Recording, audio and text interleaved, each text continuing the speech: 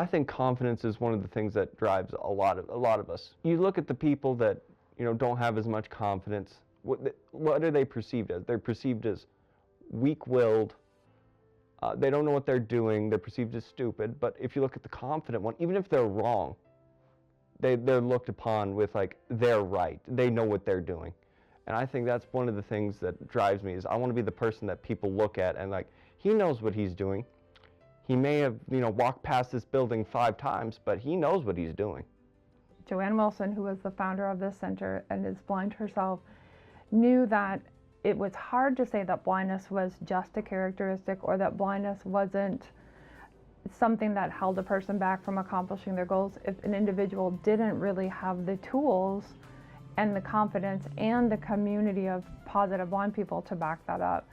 Some of that is done through outreach during the year. Some of it is provided through special enrichment programs that we have during the summer or at other times during the year. We also are affiliated with the National Federation of the Blind, which is a nationwide advocacy group made up of blind people.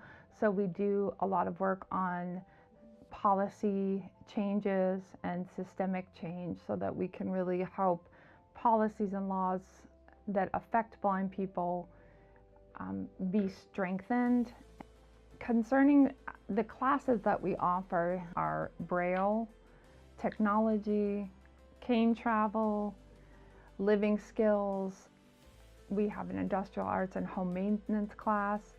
We also offer a class that focuses on attitude development and developing a growth mindset. Not only did we want to be a resource for blind people, but we also wanted to help instruct the professionals in our field who are also teaching and working with blind people. As a cane travel instructor, I teach people how to use a cane to navigate their environment.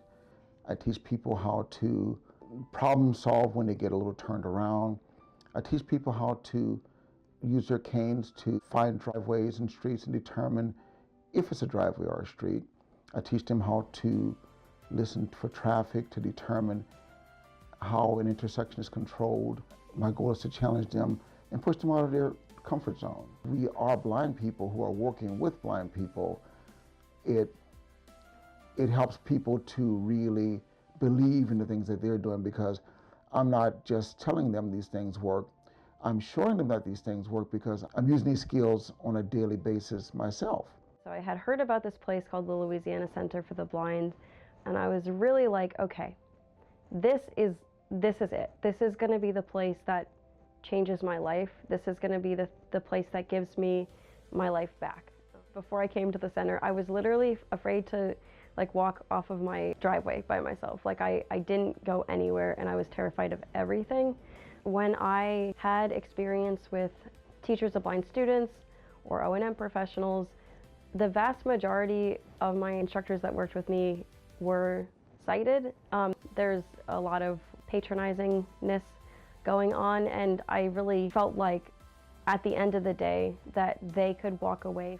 At LCB, whether the instructor is sighted or blind, they're teaching using non-visual skills, and that just completely changed my perception on instructor of any kind, because I was like, oh my God, the majority of the instructors really use this, and those that don't use non-visual skills on the day-to-day basis have full confidence in the capabilities of blind people. The overall assumption is you're seen as less capable. You're less of a person.